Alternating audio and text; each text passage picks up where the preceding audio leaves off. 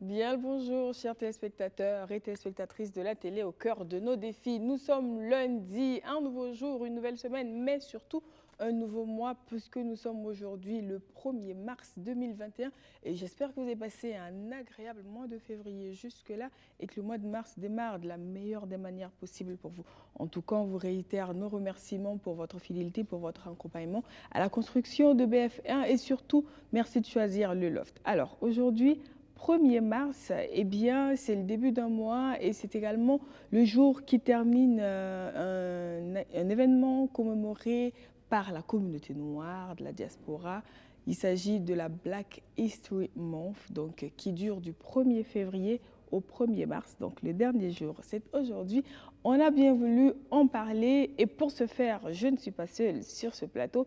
J'ai pour comme invité des grands noms de ce pays-là qui sauraient naturellement mieux que moi décortiquer cette question. L'histoire, c'est juste comprendre. Qu'est-ce que c'est que cette Black History Month que vous avez peut-être vu sur les réseaux sociaux ces dernières semaines, voire depuis la fin du mois de janvier. On essaie d'en parler. Comment est-ce que ça peut nous être utile à nous, Africains du continent? Est-ce que cela nous concerne? Vous avez votre mot à dire naturellement sur la page Facebook, vous pouvez le faire. Mais avant, j'ai le plaisir de recevoir pour vous le grand monsieur Abdoulaye Diallo qui nous a fait l'honneur et l'immense plaisir de dégager du temps dans son emploi du temps hyper chargé pour passer ce moment avec nous. Merci beaucoup d'être là. Bonjour. C'est moi qui vous remercie. Comment ça va? On est toujours disponible quand il s'agit de parler de l'Afrique et des Noirs. Super. On a toujours le temps pour ça. Absolument. Et ça, franchement, vous êtes honoré pour cela, vous le méritez. Et juste à côté, un peu plus jeune, mais également fervent défenseur de la cause de l'Afrique, des droits humains, Imhotep, que vous connaissez, certains sur le plateau du Grand Café, d'autres pour ses prises de position sur les réseaux sociaux, mais surtout activiste de la société civile. Comment ça va? Oui, ça va et ça fait un plaisir, un bonheur de faire notre baptême de feu. C'est la première fois qu'on vient à cette émission, moi particulièrement. Oui. Et je tiens à saluer ta personne et toute l'équipe et aussi BF1 dans toute sa grandeur pour des initiatives d'émissions de cette qualité-là. Merci beaucoup, on est touché. Alors, la Black History Month finit en principe aujourd'hui. Donc, on a essayé de voir qu'est-ce que c'est. Je vais vous reposer la question, mais en attendant, un petit élément et on revient. Qu'est-ce que la Black History Month?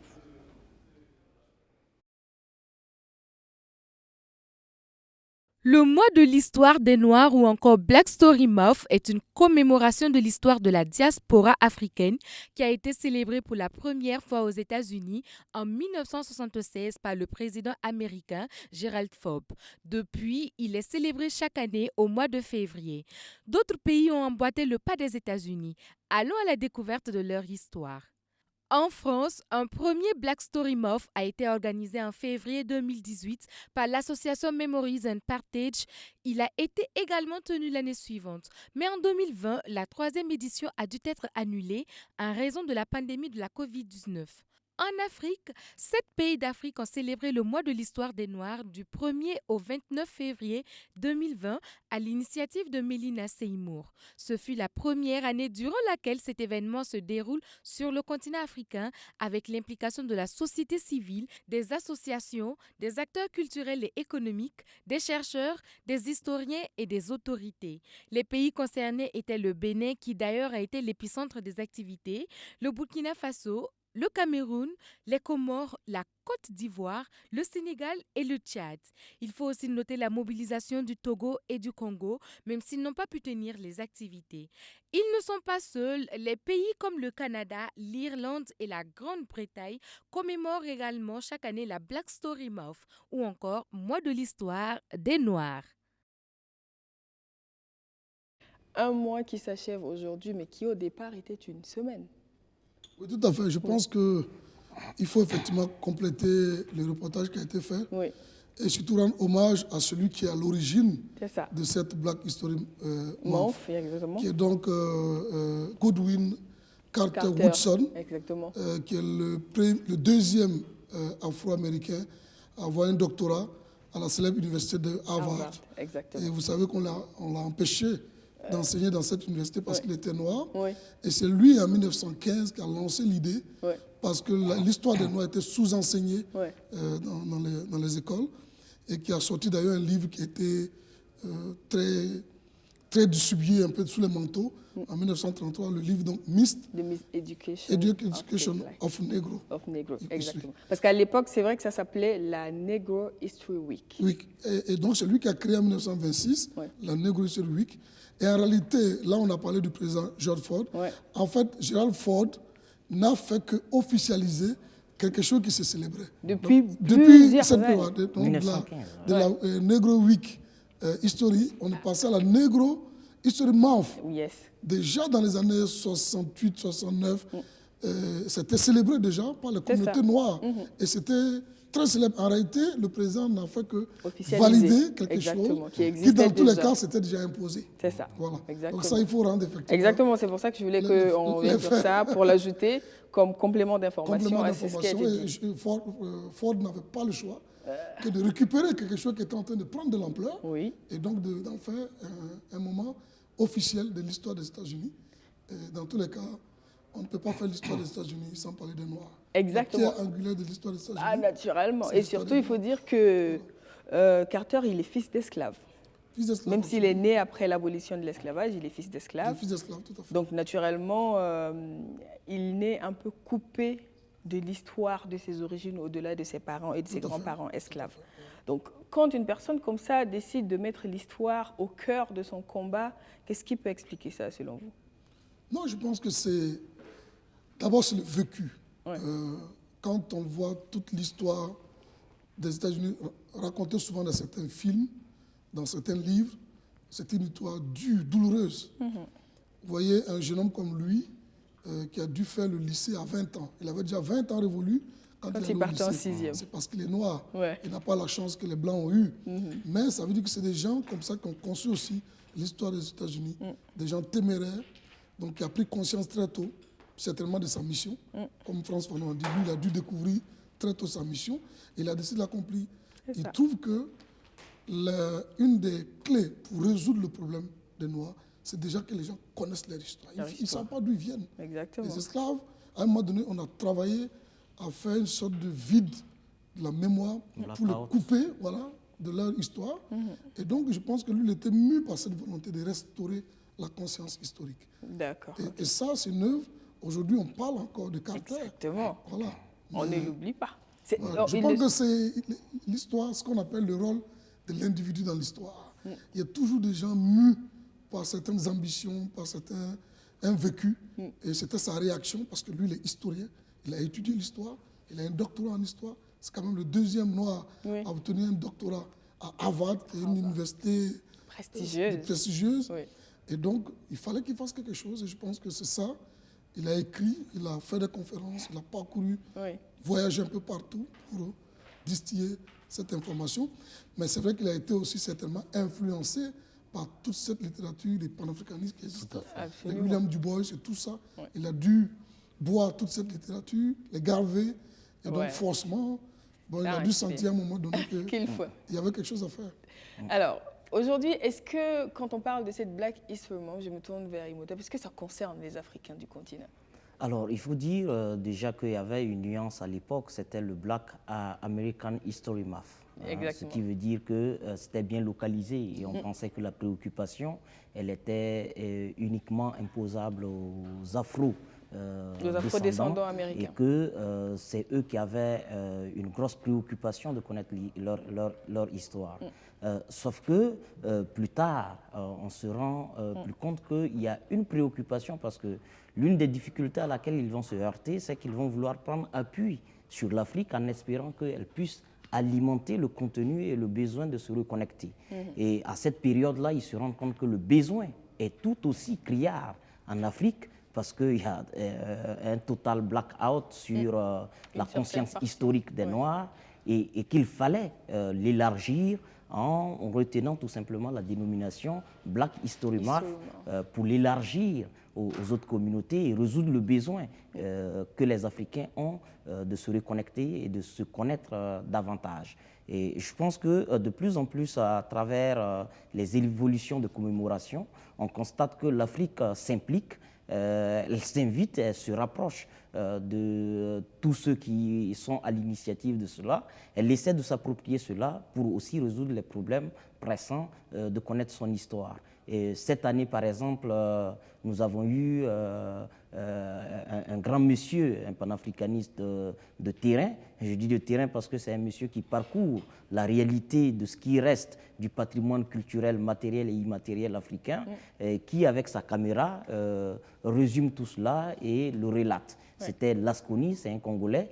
Et il est passé au Burkina Faso avec l'accompagnement et l'assistance du grand frère Ménez, qui aussi... Absolument. Voilà. Faute de timing, on n'a pas pu l'avoir sur ce plateau. Voilà. Et donc, il a pu faire le déplacement de Ouagadougou. Il a tenu une série d'activités dans la capitale. Il a parcouru un certain nombre de plateaux pour que la Black History Month ne reste pas quelque chose entre les mains d'une communauté qui en aurait plus besoin. Nous en avons tous besoin parce que nous avons chacun un besoin de se rapprocher. Sans vouloir revenir trop en arrière quand même, je sais que en préparant cette émission naturellement, par rapport à l'histoire de Woodson, à un moment donné, je pense qu'après ses études universitaires, il est employé à l'administration américaine qui l'envoie aux Philippines et c'est là qu'il se rend compte en fait que chez les Asiatiques, il y a un certain ancrage à l'histoire, à la culture qu'ils n'avaient pas. Qui naturellement en ce moment se demandent finalement d'où je viens. Eux, ils savent d'où ils viennent et ils composent avec ça. Et moi, je ne sais pas. Ils cherchent. Moi, je peux dire, il avait l'excuse d'être fils d'esclave. Mais on a l'impression qu'aujourd'hui, c'est quand même une problématique qui concerne la jeunesse africaine du continent actuel. Non, c'est très juste. Mais il faut bien analyser les choses aussi avec des faits qu'il ne faut pas négliger. C'est vrai que les Américains, on ne les a jamais dit qu'ils étaient des Blancs. Ils ont vécu en étant esclaves. Donc vous êtes des sous-hommes. Vous n'êtes pas comme les Blancs. Et donc, il y a cette rage qui fait qu'il y a une prédisposition à être ouvert à connaître son histoire. On cherche à connaître son origine, on cherche à exister. Et ils se sont rendus compte qu'en Afrique, l'aliénation est encore plus grave parce que nous, il y a l'illusion, parce que nous, nos ancêtres étaient Gaulois.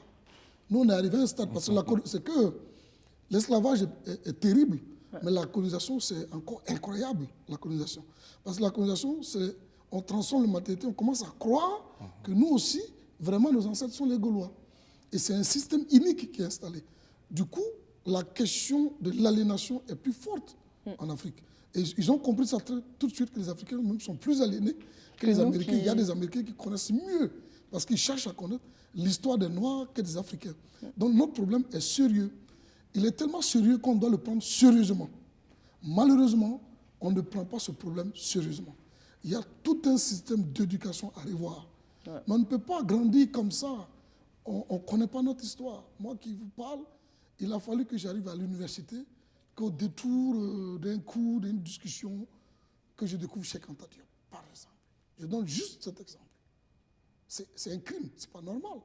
Qu'on n'enseigne pas cette histoire-là aux Africains. Cette capacité que ces œuvres-là ont de décloisonner l'esprit, de libérer l'esprit créateur des Africains. Pourquoi on n'enseigne pas?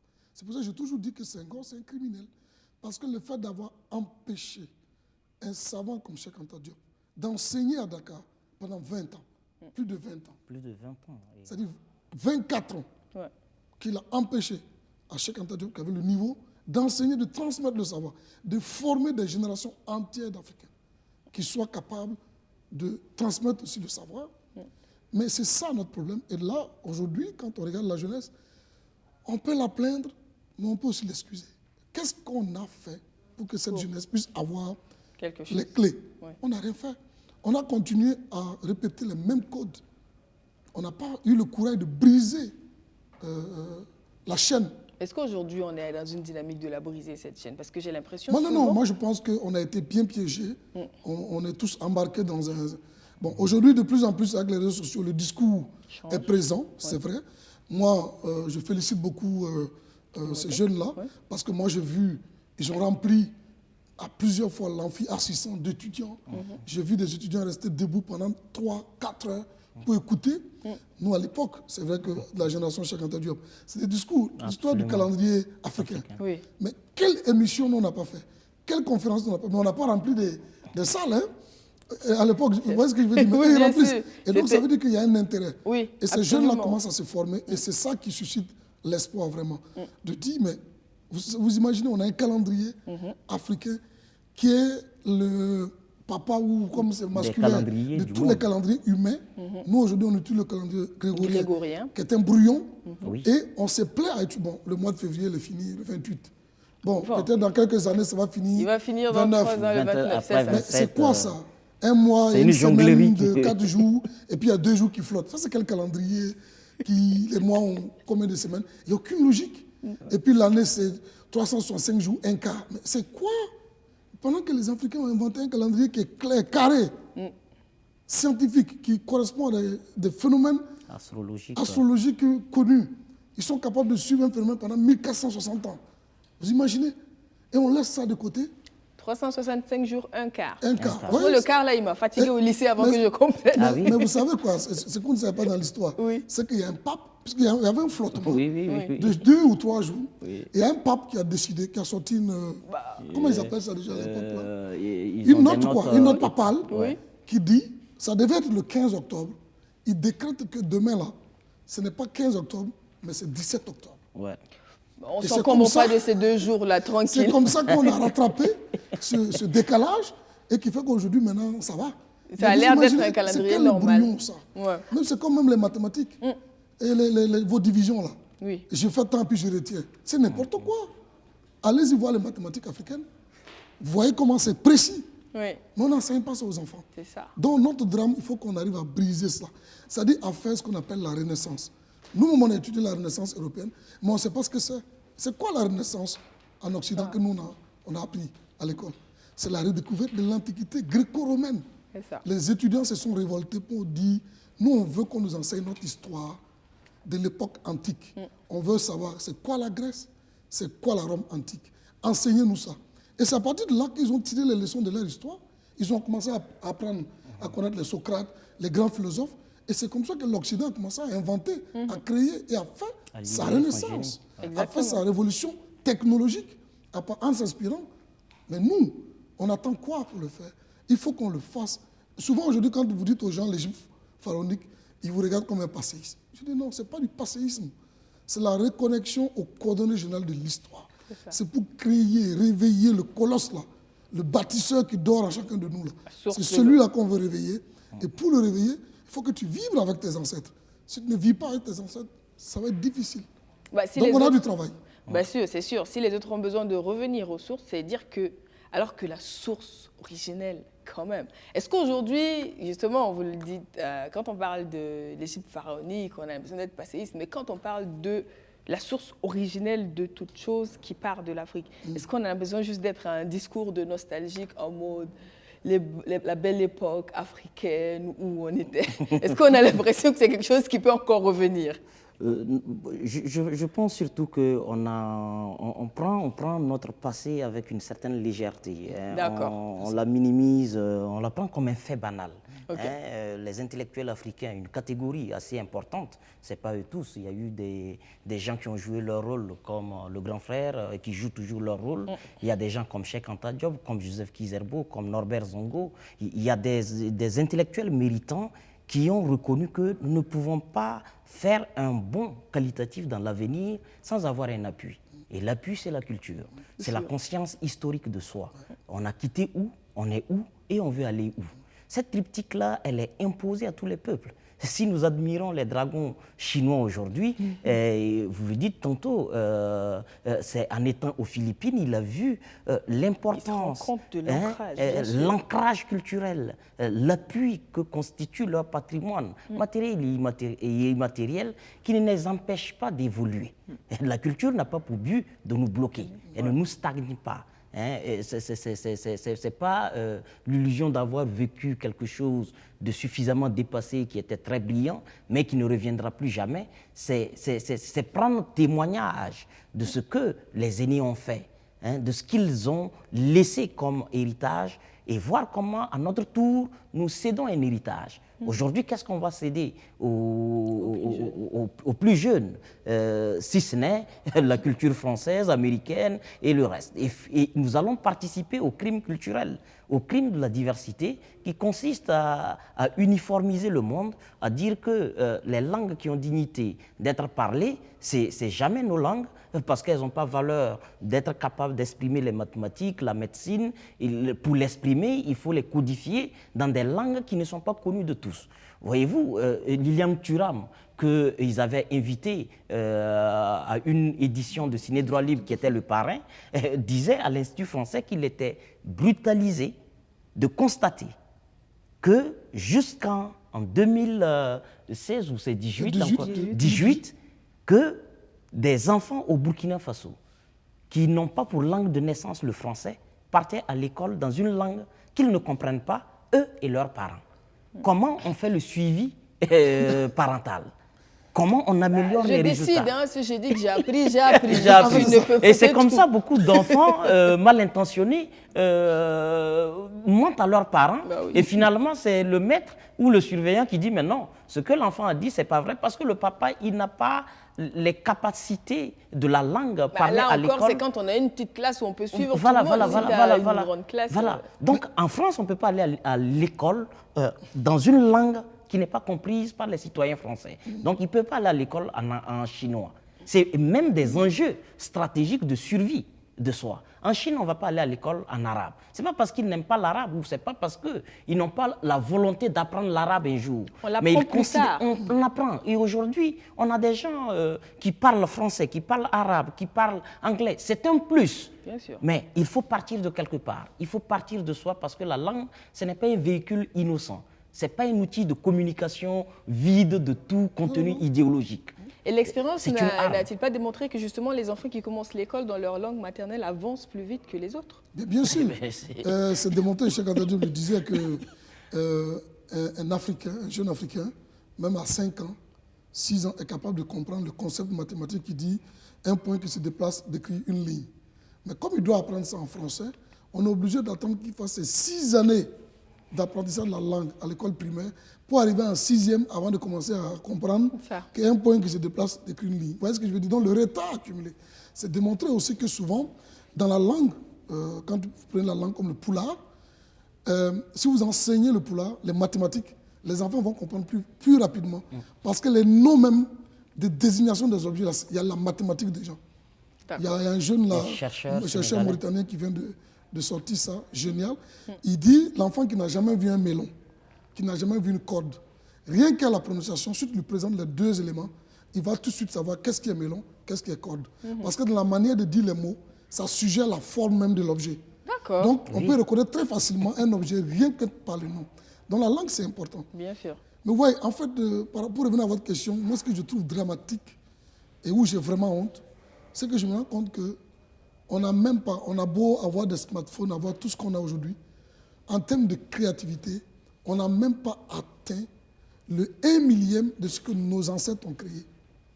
Je prends juste un exemple banal. Vous voyez le karité aujourd'hui qui est prisé. Oui. Mais c'est-à-dire que les gens ont observé, ils ont su que cette graine-là, tout le processus d'extraction de l'amande pour aller trouver du beurre dedans. Regardez même toujours ce genre de questions. Oui. Le système. Comment du néré, on peut aller faire tout ce qu'on veut sortir pour sortir ce... Le dolo. Le dolo et tout ce système. Mais en attendant, là, c'est nos ancêtres qui ont créé ça. Absolument. Nous, on a créé quoi? Non, on n'a pas... Même pour vivre ensemble, ils ont créé la parenté à plaisanterie qui permet d'éviter les guerres, d'éviter les conflits. Nous, là, on a fait quoi? Mais c'est terrible. Moi, c'est là que j'ai honte. J'ai dit, mais je suis loin de mon ancêtre. C'est-à-dire, si je prends même mon ancêtre il y a 2 générations, je ne suis pas à sa cheville en termes de créativité. Donc là, on a un sérieux problème d'alimentation. Est-ce qu'on ne dort pas un peu sur nos lauriers ou est-ce qu'on n'attend pas plus qu'on nous amène tout en se disant qu'on ne peut plus? Non, on a créé un système, on nous a embarqué dedans. Vous savez, c'était clair, le colon, c'est écrit. Georges Hardy a écrit en 1927, quand ils avaient du mal à bien coloniser les Africains, la solution, ils ont dit, c'est de leur ouvrir des écoles où leur esprit se forme à nos intentions. De cette manière, la colonisation vivra jusqu'à nos petits-fils. C'est-à-dire l'école a été créée pas pour apprendre aux Africains à s'émanciper. Non, c'est former les Africains aux intentions. Et effectivement, on est devenu des bons relais de la colonisation du système colonial. Regardez le comportement de nos dirigeants. Il n'y a aucun qui fait la rupture. Les quelques rares qui ont fait la rupture, ils n'ont pas duré. Les Thomas Sankara, 4 ans suffit pour qu'on liquide. Parce qu'il ne faut pas laisser prospérer ce type de nègre qui échappe qui pense à l'Institut des peuples noirs. On parle du Black History Month. Sankara était en avance. Ouais. Il a créé l'Institut des peuples noirs.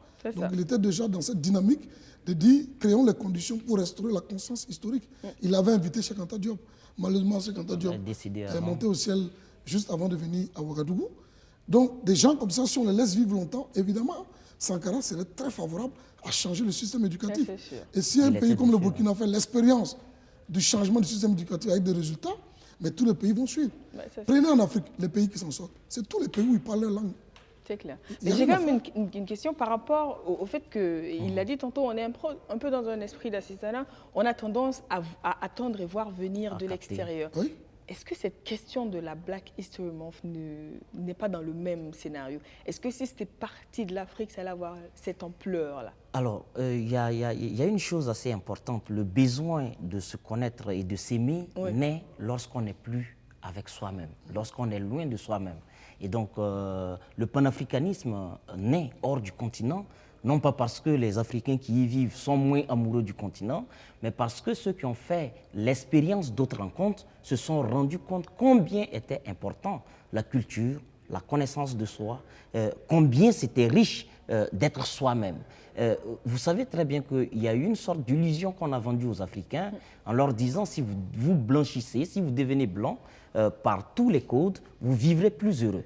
Sauf que eux, qui les côtoient tous les jours, ils ont vu certaines atrocités dont on a été capable de les imposer. Et ils ont commencé à se questionner. Comment la culture de la civilisation, vendue à nos ancêtres à travers la colonisation et tous les autres actes, se retrouve à avoir une certaine culture de la violence, de la brutalité. Donc le questionnement se pose. Et on se rend compte que même quand on devient blanc, on parle correctement sa langue, on se lisse les cheveux, on l'imite, on le mimique. Dans le mimique, on se rend compte qu'on continue de vous dire, mais il faut quand même que vous vous exprimez dans votre langue. C'est vrai qu'on ressort cette incohérence parce que quand on arrive à reprendre au standard, on vous dira, mais vous êtes noir, on s'attend à... Ça, c'est l'orgueil culturel. Oui. Et tous les peuples, ils veulent se conserver, ils veulent se préserver. Oui. On dit, mais oui, c'est bien de savoir parler notre langue. Et toi? Mais évite quand même de vouloir compétir avec nous. Donc, il y a cette allure-là. Et donc, les générations d'Africains ont été confrontées à ça. Même aujourd'hui, la vague de panafricanistes, de kémites qui prennent forme, la plus grande vient d'Europe ou de l'Occident, du Japon, parce que le mec, il a été, son miroir a été brisé. Le miroir du mythe du blanc tout beau aux yeux bleus qui fait des merveilles et qui est gentil, qui est cool, qui l'attend pour être heureux, il se rend compte, attention, le monde tient. L'Allemand, il te dira, attention, lui, la mondialisation, c'est bien beau, mais lui, il a sa culture allemande qui est différente de la culture française.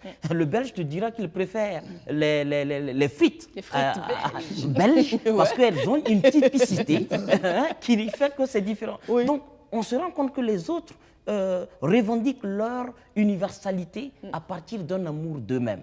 Et c'est ce qu'on n'a pas pu bâtir chez les Noirs. Et nous, c'est ce que chez Joseph Kizerbe appelle la noyade, le suicide ou la noyade culturelle. On s'en va plonger dans les autres sans rien garder de nous-mêmes. Sans bouée de sauvetage. Sans bouée de sauvetage. En fait, c'est vrai que, c'est pas pour excuser, mais c'est une histoire. D'accord. Et c'est important de connaître cette histoire.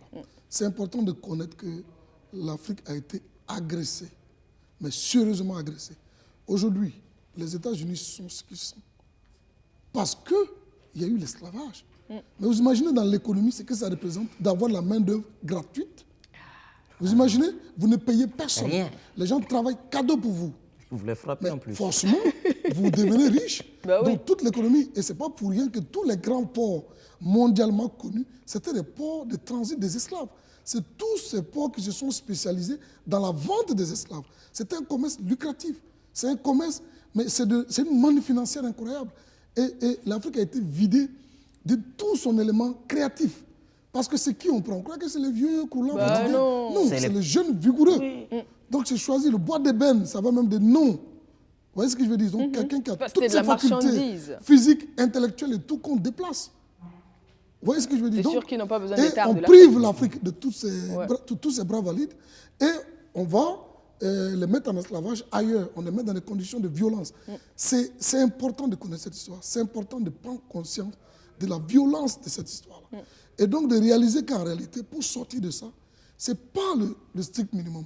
C'est l'effort maximal qu'il faut faire. Je dis toujours, nous, on est condamnés à faire, par la persuasion, à faire 2, 3, 4, 5 fois plus que les autres. On n'a pas le choix. L'Africain qui ne réalise pas qu'il doit fournir 5 fois plus d'efforts que les autres, il n'a rien compris. Il n'a rien compris. Parce que même aux mêmes efforts, vous ne pouvez pas aller. Non, il faut que tu fournisses plus d'efforts même pour équilibrer et espérer dépasser. Oui. Donc c'est important à prendre conscience, c'est important de connaître cette histoire. De l'intégrer. De l'intégrer. Oui. Voilà. Mais de ne pas être défaitiste. C'est-à-dire que cette histoire ne doit pas nous amener à être défaitiste. Elle doit nous amener à dire, bon, écoute, là, il y a des choses que je dois changer. Si j'ai 10 heures de distraction, je dois réduire à 2 heures. Je dois me consacrer seulement 2 heures de distraction et les 8 heures autres, là, je les récupère pour me former intellectuellement, à tous les niveaux.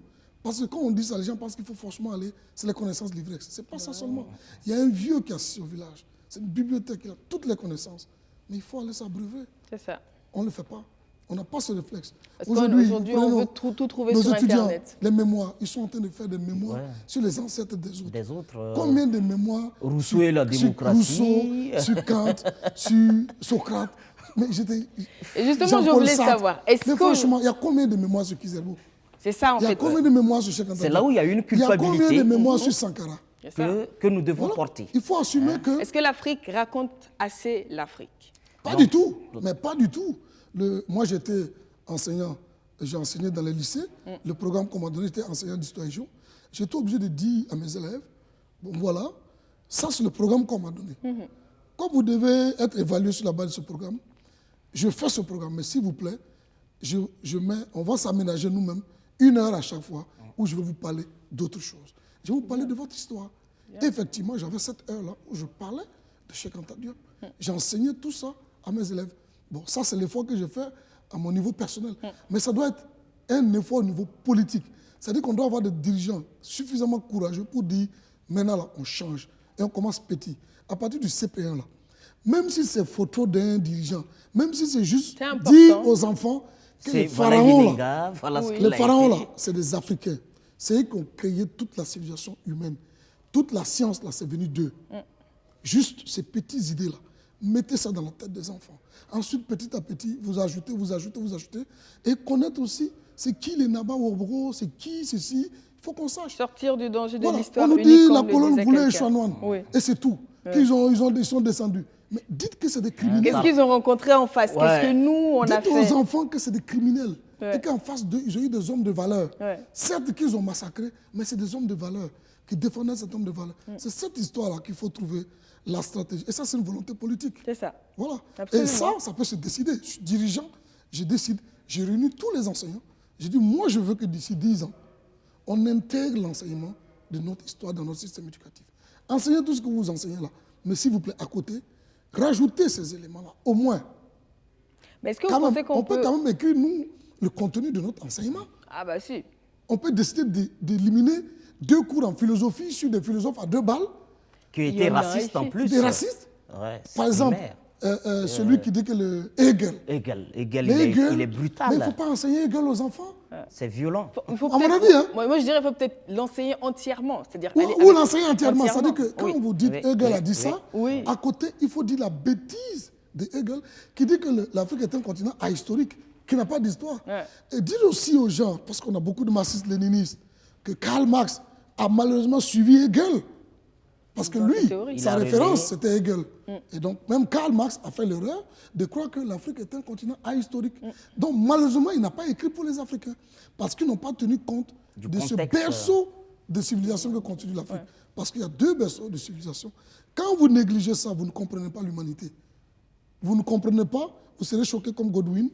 de ne pas comprendre comment les Asiatiques ont fait la connexion avec leur histoire. Oui. Parce qu'il faut connaître l'histoire des deux berceaux de civilisation et savoir se reconnecter au code original de l'histoire.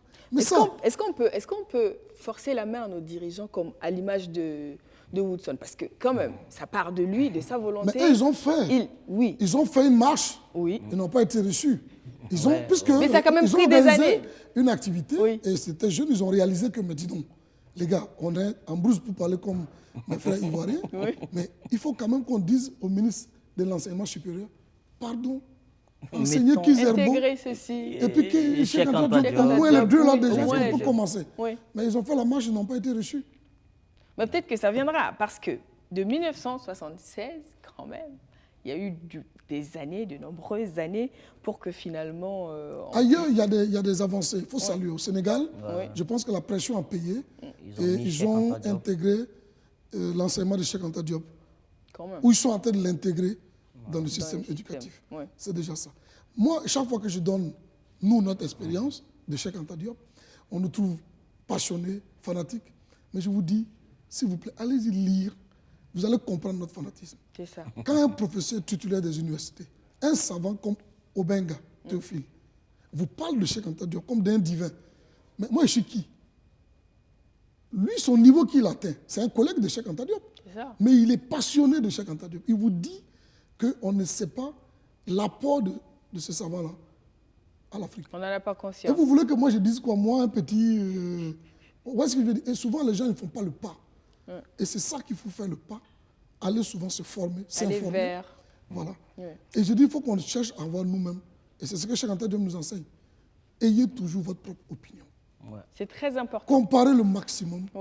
Cherchez le maximum. Et faites vous-même votre propre opinion. Et pour se faire son opinion, justement, comme on le disait, il faut pouvoir avoir plusieurs versions de l'histoire pour se rendre compte. Parce que dès lors qu'on n'a qu'une seule version, naturellement, on se fixe par rapport à cette version-là. Mais quand on a 2-3 versions à côté, on se dit, ah tiens, lui de sa position, il voit ci, lui de sa position, il voit ça, lui de sa position, il voit autre chose. Finalement, peut-être en fait que moi aussi, je peux voir autre chose. Il y a un fait assez majeur dans cette absence de soi-même en soi. Vous vous souviendrez qu'il y a eu, lors de la colonisation, un pillage presque institutionnalisé de tout ce qui était la preuve du génie africain. C'est vrai. Vous voyez des gens qu'on taxe d'être des sauvages, mais qui avaient des sandales en or. Qu'on taxe de sauvages qui avaient des habits incorporés avec les restes de l'or. Et ces habits-là, vous les retrouvez au quai de Branly, au musée au quai de Branly. Un musée mis en place par Jacques Chirac, qui regorge le plus grand patrimoine africain. Tu rentres, tu es scandalisé. Tu as toutes les générations de tam-tam, c'est-à-dire tu prends uniquement les tam-tam, tu les as tous dans tout leur format et dans toute leur culture. Tu prends les peuples lobby ou tu prends les Samous du Burkina Faso, ils sont plus présents dans un musée que ici. Moi, j'ai été choqué, j'ai été bouleversé. Les statuettes du Bénin qu'on voit qui défilent sur la bande sont des statuettes qui sont venues du Bénin. Mais comment peut-on être sauvage et avoir le génie de la sculpture? Donc, pour nous convaincre et avoir l'âme fatale de destruction, il fallait éloigner de l'Africain la preuve de son génie. Et ils sont parvenus par une sorte de vol systématique de tout ce patrimoine qui est conservé dans des pays qui nous vendent les droits humains. Et je dis, mais comment on peut être légitime, de façon durable, de vendre un droit humain qui refuse ou qui proscrit le droit de vol ou de pillage? Donc, il y a tous ces éléments-là qui permettent aux Africains de savoir que nous ne voulons pas être que des victimes qui pleurnichons au quotidien et qui accusons les autres, mais il y a des faits assez solides qui montrent que nous ne sommes pas aussi pleurnichards que ça. Mais c'est soutenu par de tels comportements. Aujourd'hui, tout le monde dit qu'il faut rapatrier. Mais d'abord, on a fait un grave crime parce que les objets dits d'art en Afrique, ce sont des objets cultuels. Culturels, oui, c'est cela. Voilà, on ne peut pas prendre un objet culturel devant lequel quelqu'un prie pour demander l'abondance, pour demander d'enfanter et ainsi de suite, aller placarder dans un musée Et après, on dit, bon, un beau matin, on va te ramener ça. Donc, il y a tout un travail d'assassinat du contenu de ces objets-là. Ouais. Donc, cela renforce le sentiment chez beaucoup d'Africains. Et comme il le disait, quand vous découvrez ce que Cheikh Anta Diop a fait, il n'a pas écrit l'histoire pour les Noirs. Il a rétabli la conscience historique universelle. Et il dit, le jour où il y a quelqu'un qui produit mieux et qui arrive à mettre en cause ces thèses, qu'il soit traîné dans la boue. Cela est formel. Jusqu'à aujourd'hui, personne n'a pu défier Cheikh Anta Diop sur aucun des éléments évoqués. Au contraire, chaque jour, chacun vient rajouter. Les choses viennent se renforcer. Donc, il y a cette absence de preuve-là qui fait que quand vous dites à des Africains dans un lycée, est-ce que vous savez que vous avez connu les théorèmes dits de Thalès et de Pythagore qui sont venus apprendre en Égypte? Thalès a fait 15 ans, Pythagore a fait 22 ans, parce qu'il n'avait pas les ressources intellectuelles et mentales nécessaires pour comprendre ce que Imhotep avait mis en place pour pouvoir bâtir des pyramides. Donc celui qui peut être propriétaire ou se taxer ainsi, c'est celui qui a utilisé ça pour faire quelque chose de concret. Il a utilisé qui existe encore aujourd'hui. Oui, qui existe encore aujourd'hui. Et non pas celui qui est venu s'arrêter, il a regardé pour imaginer des théorèmes. Donc quand tu dis ça, mais l'élève, la première réaction, que ce soit dans un club d'intellectuels Bac plus 18, ils sont choqués parce qu'ils disent c'est pas possible. Nous, on nous a toujours appris que nous avons la part de la sauvagerie de l'humanité. Nous n'avons jamais apporté quelque chose de valeureux au règne humain. Pourquoi tu viens nous dire le contraire? Alors que tu vas, comme on appelle, au musée du Louvre à Paris, au Panthéon de l'Égypte antique, mais tu vois la formule, la première marque d'ordonnance écrite à la main, à la suite d'une consultation qui est faite 2500 ans avant Jésus-Christ. À partir de là, tu détruis plusieurs postulats. Le postulat selon lequel l'Afrique est un continent exclusivement de l'oralité et non jamais de l'écrit. Et ensuite, tu détruis un autre postulat qui est celui que les Africains ne connaissent pas l'écriture et qu'on leur a apporté. Vous savez qui a porté tous ces documents-là dans une thèse? C'est un Burkinabé. Oui. Somé Yoporeka. Ah, le professeur Somé Yoporeka, qui a fait une thèse là-dessus. Et même là, vous savez, ces Africains aussi sont organisés. On les empêche de soutenir en Occident. Vous savez ce que Yoporeka a fait? Avec les Sénégalais, ce que j'appelle l'école de Cheikh Anta Diop, ils se sont organisés, quelques-uns d'entre eux, devenus professeurs titulaires des universités, peuvent donc encadrer. Et donc c'est à Dakar qu'il est venu faire sa soutenance. Et effectivement, on a trouvé les preuves d'ordonnance, mais mieux, des preuves de contrat de travail. Des preuves d'autorisation d'absence pour raison de famille, des preuves de congé écrits. Pour un continent qui est censé ne pas avoir d'histoire et de connaître l'écrit. Et ça, c'est qui datait de milliers d'années avant. Et ce qui est intéressant, en plus, dans la transmission de l'histoire africaine, c'est que la culture, à travers ce que les autres perçoivent comme du divertissement, joue un rôle très important. Oui, aujourd'hui, il y a une dénaturation de la compréhension de la culture. Mais cela peut avoir des explications historiques qui ont travaillé à vider la culture de son contenu et à ne présenter que les produits culturels. La danse est un produit de la culture. À la culture. C'est ça. L'art a pris le dessus. Le dessus. Sur la culture. Sur la culture. Quelqu'un qui chante ou qui tape un djembé, c'est un produit culturel. Ça a les empreintes d'un paradigme. La façon de danser d'un Gouroussi, c'est différent de la façon de danser d'un Peul. La façon de danser d'un Peul est différente de la façon de danser d'un Boaba, mais ça répond au même principe, celui de danser. Qu'est-ce qui fait qu'il danse différemment? C'est le paradigme culturel. C'est cette empreinte d'une certaine génétique qui l'amène à particulariser son mouvement pour répondre à la diversité des couleurs de l'arc-en-ciel dont on a besoin pour un monde harmonieux. Si nous tous on danse de la même manière, l'humanité sera pauvre. Unicolore. Elle sera non, unicolore. C'est même pas possible de danser ni de s'exprimer de la même manière parce que les réalités sont différentes. Quelqu'un qui est dans le Sahel ne peut pas avoir les mêmes codes que quelqu'un qui est dans le bois, dans une forêt noire. Donc forcément, l'environnement conditionne aussi tout ça. Mais ça, c'est l'humain. Ça, c'est l'histoire de l'humain. Maintenant, c'est vrai que cette confusion l'a faite à dessein. Et c'est que l'art africain fascine tellement les autres. Et comme ceux qui ont les puissants moyens de communication, donc ils mettent l'accent sur l'art au détriment de la culture. Parce que la culture ne les arrange pas. Oui, parce que la culture, si tu vas aller plus loin, c'est l'histoire Et tu vas découvrir, bon, finalement, c'est la mère de la civilisation.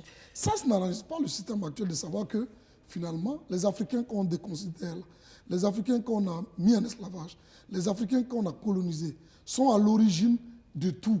Toutes les inventions, de l'histoire, de la religion, de tout, finalement.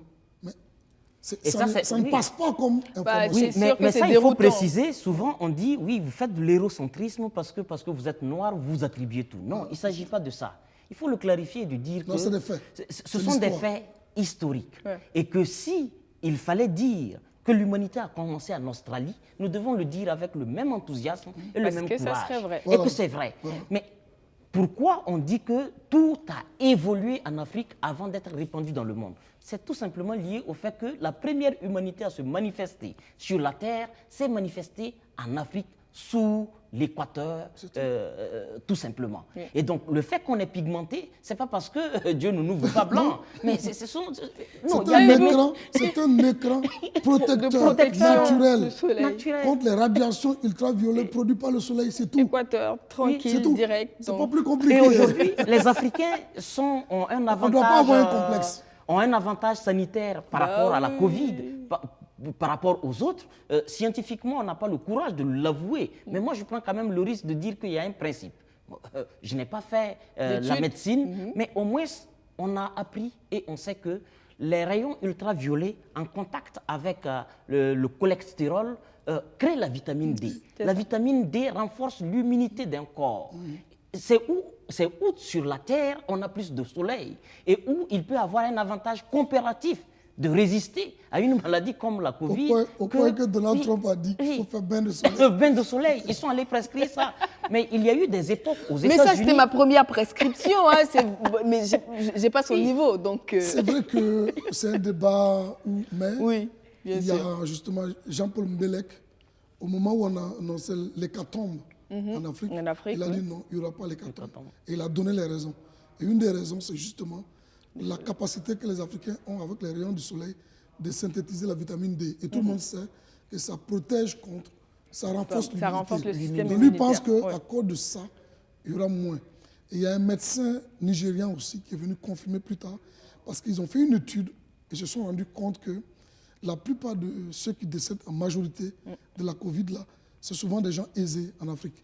Des gens qui ne sont pas toujours en trop au soleil. Or, les gens les plus exposés, mais c'est les marchés. Ils sont au marché, ils sont collés, ils se fréquentent. Ils ne respectent aucune mesure barrière, mais il n'y a presque rien à leur niveau. Et donc, lui, il arrive à la conclusion, il dit, bon, lui ne sait pas, mais il pense que quand même, on doit creuser de ce côté. Est-ce que ce n'est pas des gens parce qu'ils passent toute la journée au soleil en train de courir, pousser barriques, courir, vendre ici? Quand le virus s'approche, il dit, oula, ici. Bon, moi je dis, mais jusque-là, dans ce débat-là, quelle est la position des Africains? Les scientifiques africains disent quoi? Tu vois, c'est ça mon problème, c'est ça qui me dérange. Des gens disent, Raoul a sa position, d'autres ont des théories. Mais les Africains refusent de se créer une opinion de la maladie. Nous, la maladie n'a pas explosé comme on l'entendait. Mais il faut que nous, on dise nos points de vue. Il faut que nos scientifiques parlent. On a posé la question, et là encore, voilà la différence entre les anglophones et les francophones. Les anglophones, ils s'expriment au Kenya. Ils sont arrivés, les chercheurs pensent qu'ils ont atteint l'immunité collective. Ils sont convaincus qu'ils ont passé l'étape de l'immunité collective. Sinon, ça veut dire que les Africains ont dû tous attraper Covid, mais ça n'a pas eu d'effet. Tranquillement se guérir, avoir les anticorps et avancer. Explorer. On est dans la Black History Month. On la termine aujourd'hui. On a la Covid aujourd'hui qui nous pose des questions, qui pose des questions à l'humanité. Et on doit pouvoir répondre. Mais les Noirs, là, nous, on dit quoi là? Mais il faut qu'on ait notre point de vue là-dessus. C'est cela. On parle de vaccins, nous, on dit quoi? Est-ce qu'on a exploré le vaudou au Bénin là? Peut-être qu'ils ont une décoction là-bas, peut-être qu'ils règlent le problème. Mais est-ce qu'on prête attention à ça? On a ici les dozos, on a ici aussi nos féticheurs qui ont sorti une liste de plantes. Est-ce que nos chercheurs, nos biologistes là, ils ont essayé de creuser un peu comme ferait notre ancienne recteur de l'université, Nakoulma, Odile, qui est très brillante, elle fait des travaux. Oui, elle s'approche des tradipraticiens. Quand ils prescrivent, il y a un exemple que j'aime donner où les tradipraticiens, pour détecter le bon et le mauvais lait maternel, ils plongent une fourmi, ils extraient le lait et ils plongent une fourmi dans le lait. Quand la fourmi se noie, ils déclarent que ce lait n'est pas bon. Donc on donne un régime à la maman pour renforcer son lait. Mais l'autre, où la fourmi flotte, Il y a du... Ouais, parce que son mouvement mais crée du beurre et il a pas, il te dit juste ça. Lui fait cette pratique, il a hérité ça. Oui. Elle, qu'est-ce qu'elle a fait? Elle a travaillé avec le tradipraticien, elle a prélevé le lait, elle est allée en laboratoire pour analyser la consistance de ce lait. Oui. Elle s'est rendue compte que le lait où la fourmi flotte est riche en matière grasse. Exactement. Elle s'est souvenue qu'en fait, la fourmi se noie. Mais oui. Qu'est-ce qui fait que la fourmi ne se noie pas? C'est les matières grasses là qui la maintiennent à la haute. En surface. Vous voyez comment c'est intéressant quand la science s'intéresse. Où le chercheur se rapproche. Voilà, où on change le paradigme. Nous faisons ça. C'est tout. Nos chercheurs... Je vais vous arrêter juste un instant. Ouais. Le sujet, il est super intéressant. Ouais. Bon, si tu mets nous deux, c'est toujours c'est clair. On a posé la question à nos téléspectateurs par rapport justement à cette question de la Black History Month. Est-ce qu'ils savent ce que c'est? Est-ce qu'ils en ont déjà entendu parler? Qu'est-ce qu'ils en pensent? On regarde et on revient. D'accord. Le Black Story Move, la première fois de l'entendre aujourd'hui. Bon, c'est la première fois dont j'entends parler du mouvement Black Story Move. Donc concrètement, je ne sais pas en quoi ça parle de quoi. Le Black Story Month. Personnellement, je n'en savais rien à propos de ce mouvement. Mais en temps, j'ai entendu parler qu'il y a un mouvement en ce qui concerne l'histoire des Noirs. Et j'essaie de faire des recherches. Et dans mes recherches, tout ce que j'ai trouvé, c'est que c'est un mouvement qui a été créé par les diasporas africaines aux États-Unis en 1976 avec le président Gerald Ford. C'est ma première fois d'entendre parler de ça, mais je sais que c'est en anglais. Story, c'est l'histoire, mais le reste, je ne sais pas. Donc, néanmoins, est-ce que je vais faire des recherches, comprendre ce que ça veut dire. Bon, selon moi, le Black Story Move, c'est le mois de l'histoire des Noirs. Et puis, ça commence avec le président américain Gerald Ford. Depuis ce jour, chaque mois de février, on célèbre ça. Et bien voilà, bizarrement, le président américain, on a oublié Woodson. Non, c'est la communication. Oui. C'est ce qu'on appelle la récupération. On récupère un événement dont on ne peut pas s'en passer, un événement qui prend de l'ampleur. Parce que vous voyez, on ne connaît pas nous-mêmes assez l'histoire des Noirs américains. Et justement... C'est un peuple, mais courageux, téméraire. Ils ont fait un travail. Il y a un film d'ailleurs que je vous conseille de voir. Un excellent film. Ça s'appelle « Des chaînes en fer aux chaînes en or ». L'histoire de la musique aux États-Unis. C'est clair. Mais c'est incroyable comment, c'est tout un concept. Comment l'histoire des Noirs, enfin l'histoire des États-Unis, c'est l'histoire des Noirs. De leur souffrance ou de leur non-souffrance. La musique influence la politique influence la musique, et ainsi de suite. Mais c'est incroyable. Moi je dis c'est une grande histoire. C'est une histoire douloureuse, mais c'est une grande histoire. Et par rapport à ça, justement, une histoire qui révèle de grands hommes qui ont payé de leur vie, payé de beaucoup, mais qui avaient conscience que les actes qu'ils posaient là, ça va servir demain.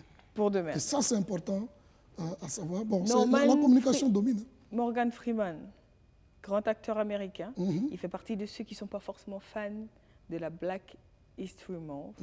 Parce que l'histoire américaine, pour lui, c'est l'histoire des Noirs en Amérique. Il n'y a pas de raison que ce soit dissocié et réduit à une seule année dans le mois. Moi, je suis totalement d'accord avec lui parce que la réalité, mais l'histoire des États-Unis, c'est l'histoire des Noirs. C'est l'histoire des Noirs tout court. La vérité, c'est ça. C'est-à-dire que tu ne peux pas enseigner l'histoire des États-Unis sans que l'histoire, le parcours des Noirs prenne un aspect prépondérant. Ce n'est pas possible. Tu ne pourras jamais expliquer l'histoire des États-Unis tant que tu ne vas pas au fond de l'histoire des Noirs aux États-Unis. Ce n'est pas possible. Mais une question que moi j'ai envie de poser comme c'est, est-ce qu'aujourd'hui, quand on parle de l'histoire des Noirs, est-ce qu'on peut dire est-ce que tout se recoupe? Est-ce que les Africains se sentent concernés par l'histoire des Noirs américains? Non, l'aliénation est dans... Qu'est-ce que nous on sait? Mais vous voyez, même le micro-trottoir, il n'y a que 2 qui ont peut-être fait l'effort, au moins ils en ont entendu parler, ils sont tombés dessus par hasard, mais on ne sait pas. C'est ce que je dis, nous sommes aliénés, terriblement aliénés. Nous-mêmes, notre propre affaire même, là, on ne maîtrise pas. Donc, qu'est-ce qu'on reçoit des États-Unis? C'est qu'on nous donne. C'est ça. Et qu'est-ce que les télévisions, les westerns? On ne connaît l'histoire des États-Unis que par les westerns. Western, c'est qui? C'est quoi l'histoire des westerns? C'est toutes les défaites des Américains blancs qui sont gagnées dans les films. C'est l'histoire du Vietnam. Tout ce qu'ils ont perdu au Vietnam, il faut qu'ils gagnent ça dans les films. C'est-à-dire que dans les films, il faut qu'ils soient victorieux. Il y a 2-3 cow-boys qui arrivent et ils massacrent une colonie d'Indiens. C'est totalement faux. Mais nous tous, on a été abreuvés à ça. Mais vous voyez comment le rôle aussi du cinéma. Oui, le cinéma également. Voilà, comme on peut utiliser le cinéma pour vous imposer des idées. C'est pour ça que moi je dis, nous, et Osiris, paix à son âme, c'était son combat. Le cinéma africain doit servir pour défendre la cause. Je pense que c'était le dernier message. Ce sont ces histoires-là que notre cinéma doit contribuer à raconter pour réinstaller le logiciel là dans la tête des Africains. Reprendre le récit de nous-mêmes. Le récit de nous-mêmes. Que l'Africain raconte l'Afrique. Donc on ne peut pas connaître les Américains, on ne peut pas connaître, sauf ce qu'on nous dit, les westerns, où chaque fois dans les films, c'est le noir qu'on tue en premier, et c'est toujours lui qui est devant. Mais au moins, il y a quelque chose qui le révèle sans le savoir, c'est que c'est le courage et l'honnêteté qui caractérisent toujours le noir. C'est toujours le gars entier, mais il va toujours être le premier à mourir. Courageux, qui va se sacrifier pour que les autres vivent. Les films américains, on connaît. Quand ça commence, tu sais comment ça commence et tu sais comment ça finit. Le premier qu'on va tuer, c'est le plus brave, mais ça va être le noir, c'est lui qu'on va tuer. Mais il faut savoir décrypter ces films-là, pour savoir qu'est-ce qu'il y a derrière. C'est quoi le message qu'il y a derrière. On est en train de déconstruire quelque chose. On veut présenter les noirs autrement. Et nous, malheureusement, Africains, comme on ne boit que ce genre de... Voilà, on ne connaît pas la véritable histoire. On va quand même dire que les Afro-Américains aujourd'hui sont très prolifiques, autant non, puisque dans la eux, littérature. Ils font l'effort au moins, ils font l'effort de connaître leur passé. C'est-à-dire qu'ils vivent tellement difficilement leur situation, tellement souffert, qu'ils cherchent à connaître leur origine. Du coup, ils sont intéressés. Ils apprennent, ils lisent.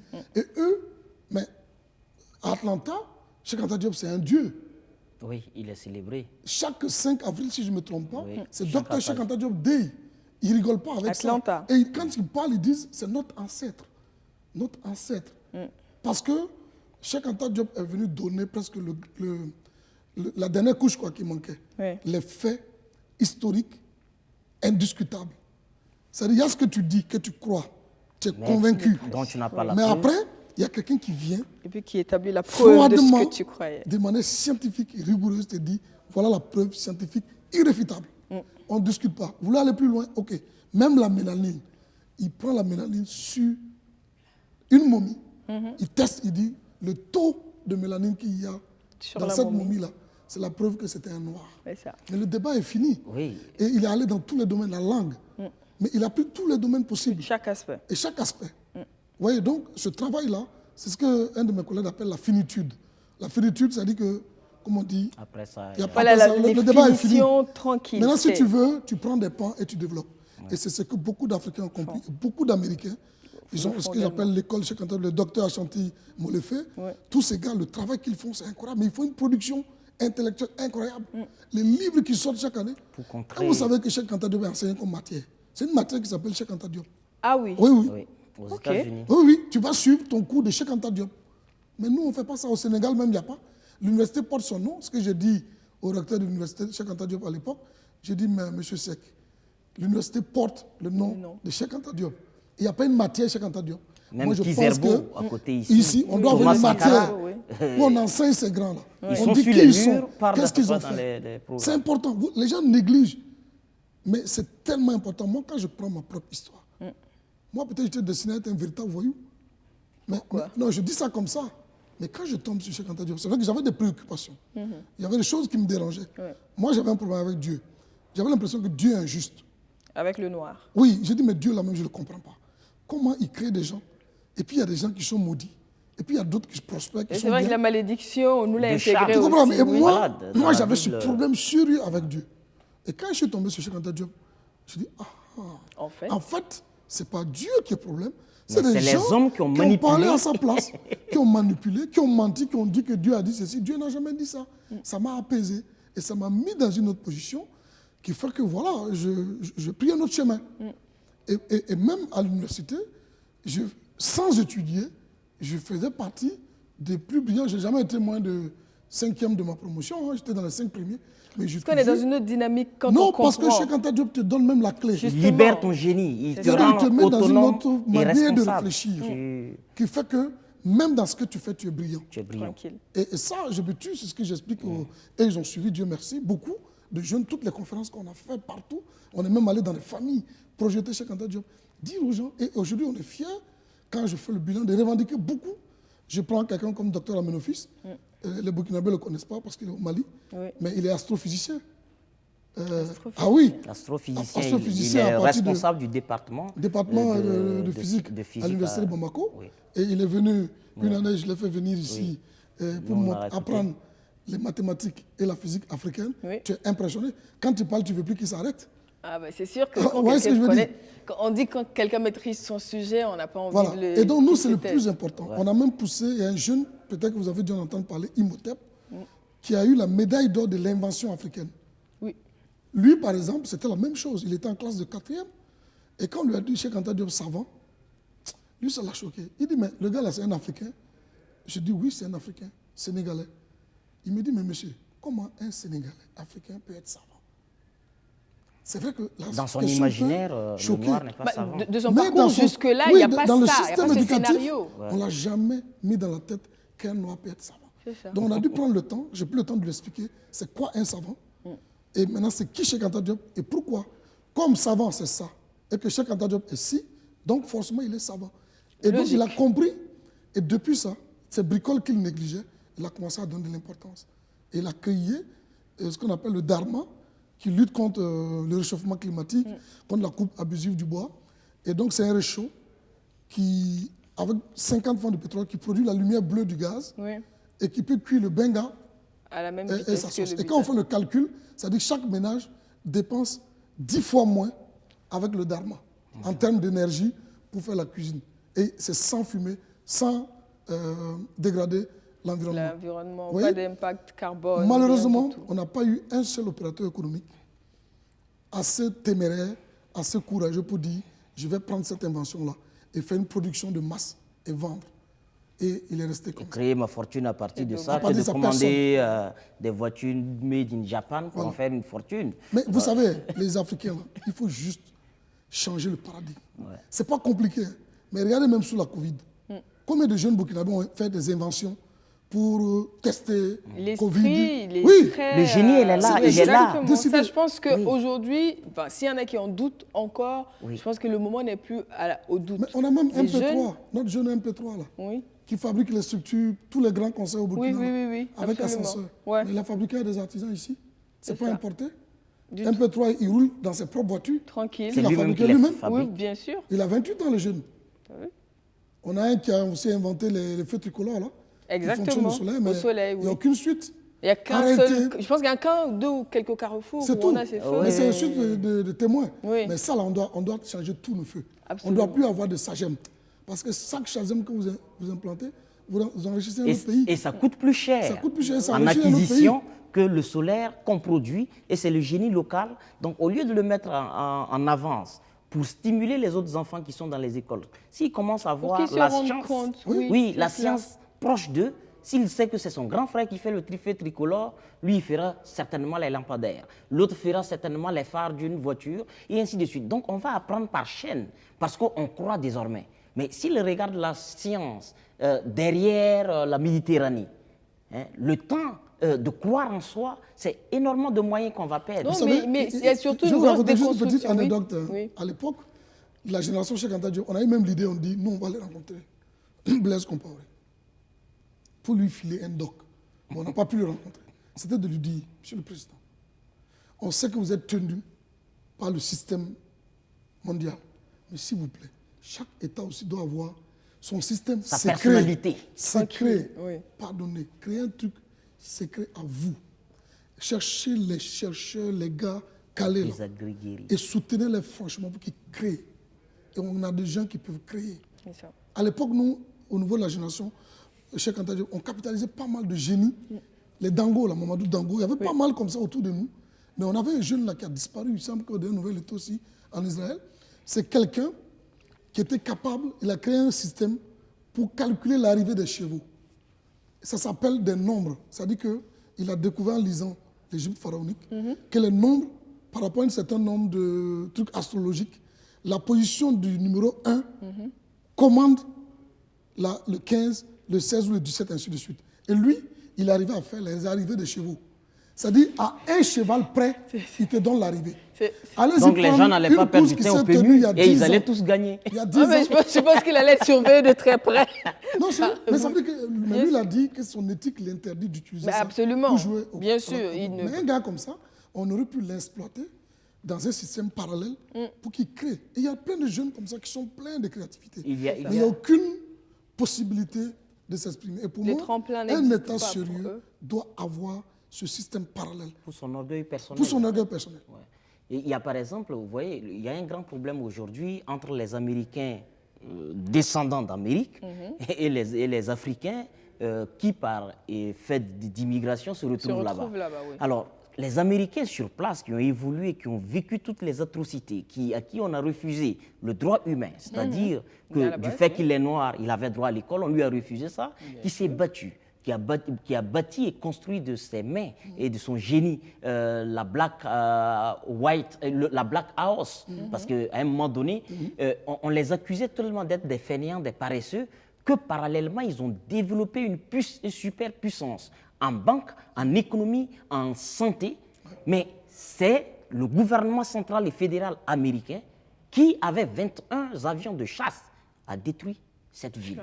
Donc quand ils regardent le capital de souffrance enduré et qu'ils voient des générations de personnes qui viennent, ils ne sont pas opposés à eux, mais quand ils voient vers où ils viennent les ramener. Ils viennent conforter les préjugés qu'eux, ils ont déjà dépassés. Ils viennent faire des boulots qu'eux, ils ne font plus. Ils viennent refuser et valider le fait de ne pas rentrer dans certains magasins ou dans certains restaurants parce qu'ils sont noirs.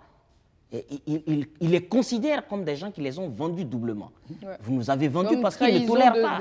Oui, parce qu'ils considèrent que les Africains du continent ont trahi leurs parents en les vendant. Mais après, c'est une grosse erreur qu'ils arrivent à cette conclusion. Mais on les a enseignés ça aussi. Oui, on les a enseignés. Mais après, ils voient les nôtres qui arrivent par vagues et qui se permettent un certain nombre de comportements pour détruire les acquis déjà obtenus. Et ça crée une certaine animosités, mais qui sont restées tout de même saines et mesurées. Aujourd'hui, on voit une vague d'Américains qui courent vers l'Afrique. Oui, absolument. Qui ont le sentiment que, bien qu'on ait un Sahel... plus ardemment leurs origines. Il y a des tests ADN, il y en a qui sont en train de rechercher.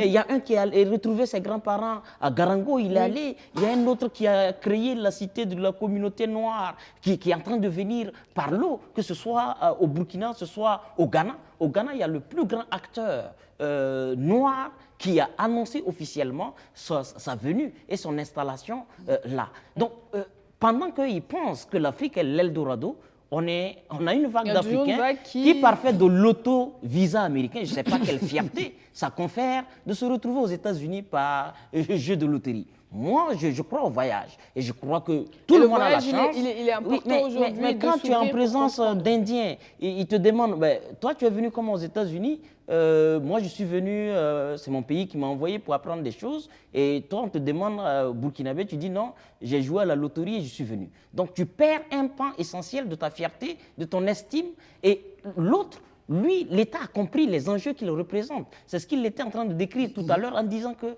chaque État, et ça existe pour tous les États, il y a un précaré de la dignité. Et ce précaré de la dignité, on le bâtit.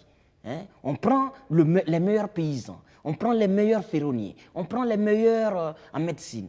On crée un petit club pour sauvegarder. On peut tout perdre, mais ça au moins, on ne pourra jamais nous remettre en cause. Et ça, ce sont des choses qu'on peut faire. On discutait la dernière fois avec... il y a un organe qui est mis en place pour faire venir le vaccin. Et la mission de toute cette institution, c'est de voir comment il multiplie la chaîne de froid dans toutes les régions, de sorte que quand le vaccin arrive, nous ayons les conditions réunies pour sa conservation et pour sa distribution. Mais l'estime de soi qui permet aux jeunes de ne plus croire qu'ils ne sont rien est passée où? Est-ce qu'on ne mettrait pas en place un club de chercheurs en tandem avec les tradipraticiens qui disent par exemple que quand tu prends telle plante, tu la bous à tel degré, tu te laves, tout ce qui est maladie qui peut être contagieuse de par la salive, de par la voix, de par ton temps, ça ne se fait plus. Ça, c'est un fait constaté par certains tradithérapeutes. Mais le médecin ou le pharmacien doit approcher ces gens, ne serait-ce que pour sa propre curiosité. Et pour être un excellent... Mais il y en a pas. Je ne peux pas m'avancer sur ce sujet, mais j'en connais quelques-uns, des pharmaciens qui sont en train de... Voilà, des jeunes pharmaciens. Il y a Dakio qui fait un travail exceptionnel. Il y en a qui de plus en plus qui sont curieux. Il y a des petits pas. Exactement. Il y a vraiment des petits pas. Oui. Et moi, ce que je dis toujours, ce qui manque, c'est la volonté politique. Pour le moment, voilà, il y a des initiatives personnelles. Il y a des gens qui font un travail formidable. Exactement. Ça, c'est clair, il faut saluer ça. Mais ce n'est pas suffisant. C'est une échelle trop réduite. Bah oui, c'est qu'il faut passer maintenant à l'échelle supérieure où c'est la politique, c'est une décision politique. Même la question de la langue. Il nous reste 5 minutes d'émission. Le Swahili, par exemple, est adopté à l'Union africaine comme langue. C'est cela. Ils se sont contentés d'adopter le Swahili comme langue africaine. Mais ils ne font rien. Qu'est-ce qu'on attend pour mettre ça dans les curricula? Dire que dans tous les pays, maintenant, on va enseigner le Swahili. On va trouver des Burkinabés, ça va réduire le chômage, qui vont aller apprendre le Swahili pour venir devenir des professeurs de Swahili. C'est cela. Il y a beaucoup de Congolais qui chôment, qui parlent le Swahili, ou des Kenyans et tout, qui vont devoir voyager, aller être des professeurs un peu partout. Et les gens votent tout à court terme. Non, c'est un travail d'une génération. On peut se fixer, on dit d'ici 50 ans, il faut que toute l'Afrique parle le Swahili. Et on commence par et naturellement, on travaille pour atteindre cet objectif. On n'attend pas 50 ans plus tard. C'est important de dire, la décision est prise maintenant. D'ici 50 ans, il faut que le Swahili soit parlé dans tous les pays africains. Et c'est fini, parler et enseigner. Imaginez un continent où on parle une langue à l'échelle du continent. Mais mon paysan de Falanguntu, il peut se lever, aller en Afrique du Sud, rien qu'avec le Swahili, là, il peut faire tout son business tranquillement. Vous voyez ce que je veux dire? Mais ça, et ça aussi, il faut prendre conscience que les autres ne vont pas nous laisser. Hein. Parce que pour le moment, on est là, comme on dit, là, le continent qui pourvoit. Hein. Oui. C'est nous qui pourvoyons la matière tout première à l'humanité.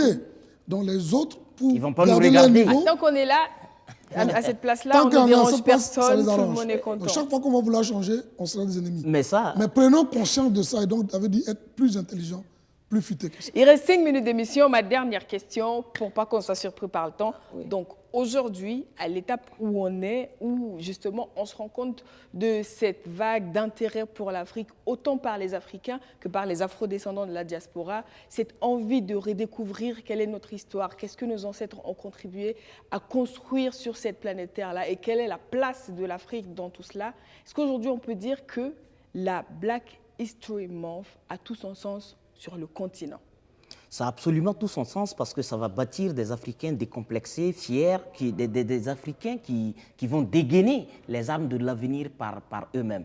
Ils comprendront désormais que la culture, leur culture n'est pas l'ennemi du progrès humain, leur culture n'est pas l'adversaire ou l'opposé de la modernité, mais ils découvriront le raccourci que constitue le progrès humain à partir d'eux en prenant appui sur leur culture. On a intériorisé assez de choses négatives et je pense que la Black History Month vient réhabiliter, vient rétablir l'histoire noire telle qu'elle a toujours existé, telle qu'elle a toujours marché, de sorte que le moderne ne renvoie pas aux autres et le traditionnel exclusivement à nous. Quand on fait de la musique, on dit tradi moderne, c'est lorsqu'on utilise des instruments de chez nous, là c'est traditionnel, et quand on utilise le violon de l'autre côté, alors qu'ils n'ont pas un autre instrument, c'est un instrument qui est traditionnel de chez eux. Donc il faut que nous arrivions à reconceptualiser. Je pense que la Black History Month, pour moi, c'est un coup de poing dans le fourre-tout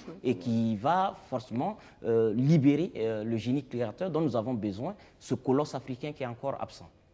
Moi, je pense que ce que je peux ajouter à ce qui a été brillamment dit par mon jeune frère, c'est de dire que c'est un bon coup de pouce de communication, la Black History Month, de permettre de se reconnecter. Et en espérant que, logiquement, ça doit devenir Humanity History Month. Parce qu'en réalité, Black History Month is Humanity History Month. C'est l'histoire de l'humanité. C'est cela. L'histoire des Noirs, c'est l'histoire de l'humanité. C'est toute l'histoire de l'humanité est liée à ça. Même jusqu'à la couleur. C'est parce que l'homme a existé en Afrique qu'il a quitté l'Afrique, que le leucoderme, le blanc, a apparu, et que le métissage, dans des conditions climatiques précises, a donné l'asiatique. Donc l'histoire du Noir, c'est l'histoire de l'humanité. Il faut qu'on se reconnecte au code original de l'histoire, qu'on remette les choses à leur place. Ça va aider toute l'humanité à avancer. C'est bien. Je pense que c'est une belle conclusion. Je vous donne comment je vais faire pour conclure mieux que ça. Juste vous dire merci. Merci beaucoup pour tous ces éléments-là qu'on a reçus aujourd'hui. Et moi, je pense que nos téléspectateurs ont reçu. Et j'espère que c'est quand même une sonnette d'alarme qui a été tirée au niveau de chacun. C'est intéressant, c'est vrai, de savoir d'où l'on vient, mais c'est surtout essentiel pour pouvoir se projeter et aller de l'avant. Aujourd'hui, il faut qu'on change notre regard sur notre histoire, sur qui nous sommes dans l'échiquier de l'humanité, sur quel est le rôle de l'Afrique. Oui, on peut être fier de ce que nos ancêtres ont fait par le passé. Il ne faut pas l'oublier, il faut chercher, comprendre, savoir intégrer, mais surtout, quelle est notre contribution à nous? Quel est notre rôle? Que préparons-nous pour ceux qui viendront demain? Autant de questions que je vous pose en espérant que vous allez travailler à trouver les réponses. Et je vous dis à demain avec un autre sujet, d'autres invités d'ici là. Et bravo à toi parce que tu as été excellente. Merci beaucoup. Le niveau est excellent. Très bien. Merci beaucoup. Super. Tant mieux. D'accord. C'est la femme émancipée. Bientôt, nous sommes dans le mois. C'est vrai, c'est le premier jour, le 8 mars. C'est pas loin. Donc, on espère que, mesdames, quand je pose ces questions à l'Afrique, vous également, vous êtes concernés. Ce n'est pas une question que l'on pose à gauche et pas à droite. Tout le monde ensemble, on bâtit et on avance, tout simplement. À demain, au revoir.